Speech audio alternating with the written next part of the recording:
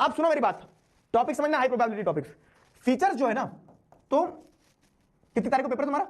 7 मार्च। एक क्वेश्चन पक्का, pinky promise. आज लिख दिया सर, लिख के दे रहा हूं, नोट्स में यही रहेंगे, क्वेश्चन आएगा, देख लेना।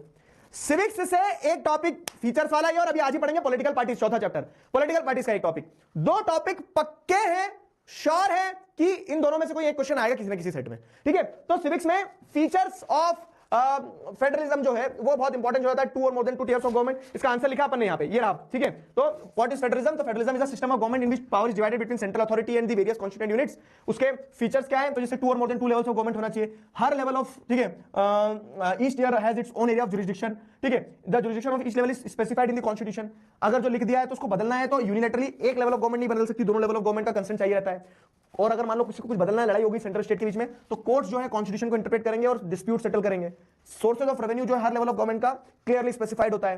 फेडरलिज्म के 2 ऑब्जेक्टिव है, वो क्या है? हमारी कंट्री के सेफगार्ड और यूनिटी को प्रमोट करना, और at the same time regional diversity को अकोमोडेट भी करना, कि प्यार से लोग रह पाए, ठीक है। तो ये फीचर्स ऑफ फेडरलिज्म पे एक क्वेश्चन पक्का है, समझ में आया? एक क्वेश्चन पक्का है, तो इसको क्या कर लेना है? 7 जो learn all the 7 features.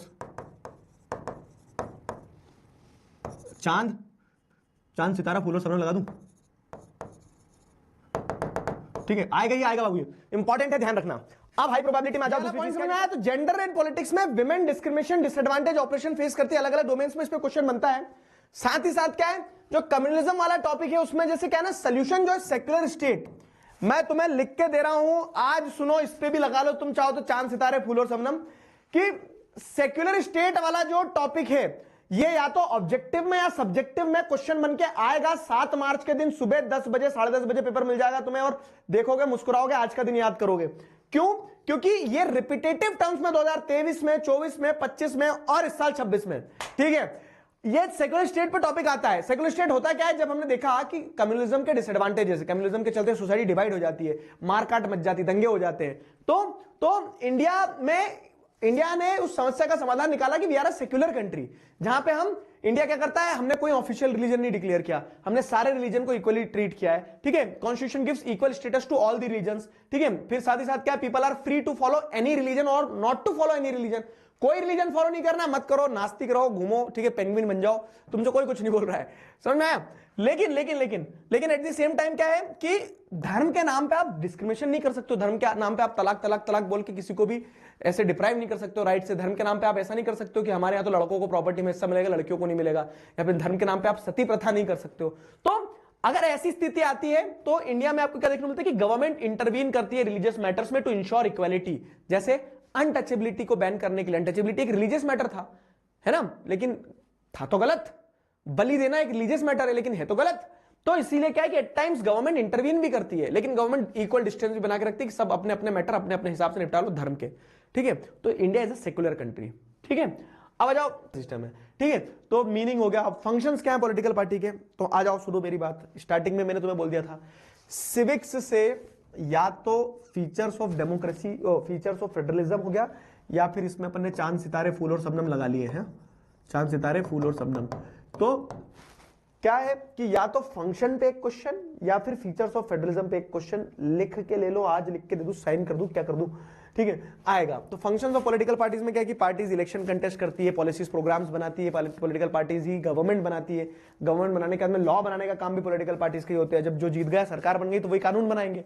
Political parties जो हार गए वो ऑपोजिशन का रोल प्ले करते हैं, ठीक है। जो पॉलिटिकल पार्टीज क्या करती है, हार जाती है तो वो ओपोजिशन का रोल प्ले करती है, ठीक है। जो जीत गए, जो हार गए वो ओपोजिशन का रोल प्ले करती है। समझ में आ रही मेरी बात? तो पॉलिटिकल पार्टीज क्या करती है, इस तरह से मल्टीपल फंक्शंस परफॉर्म करते चलती है, ठीक। फिर क्या है, पॉलिटिकल पार्टीज एट टाइम्स क्या करती है, शेप्स पब्लिक ओपिनियन। कैसे, मैं बताता हूं। अब पॉलिटिकल पार्टी के लाखों फॉलोवर होते हैं, देखो आजकल इंस्टाग्राम, यूट्यूब, सब जगह है पॉलिटिकल पार्टीज। बीजेपी का पेज है, कांग्रेस का पेज है, आम आदमी पार्टी का पेज है, समाजवादी पार्टी का पेज है। तो अगर उन्होंने अपने सोशल मीडिया पे हजारों फॉलोवर्स है, और इन जनरल भी हजारों फॉलोवर्स है, लाखों फॉलोवर्स है, उनको कुछ बोला तो वो लोग भी वैसा ही सोचेंगे ना। तो इस तरह से क्या है कि पॉलिटिकल पार्टीज जो स्टैंड लेगी वही स्टैंड उनके फॉलोवर्स का भी होगा। तो political party shape public opinion को शेप करने का काम करती है। और पॉलिटिकल पार्टी क्या है, ये सारा काम करने का पॉलिटिकल पार्टीज क्या है, पॉलिटिकल पार्टीज की जरूरत क्यों है हमें? तो देखो, अगर पार्टीज नहीं होगी ना, एक सिंपल एग्जांपल दे रहा हूं, तो सारे कैंडिडेट्स अपनी अपनी जगह तक ही सीमित रहेंगे। पार्टी है जो उनको नेशनल लेवल पे जोड़ती है, स्टेट लेवल पे जोड़ती है, तो पार्टी उस धागे का काम करती है जो सारे फूलों को मिलाकर एक माला बनाता है? समझ में आया ना? तो पॉलिटिकल पार्टीज क्या करती है? पॉलिटिकल पार्टीज एक तरह से सारे कैंडिडेट्स को कॉमनली कनेक्टेड रखती है।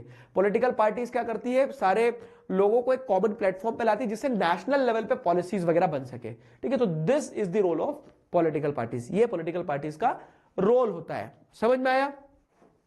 अब आ जाओ, इतना अगर क्लियर है तो आगे बढ़ते हैं। आ गया समझ में?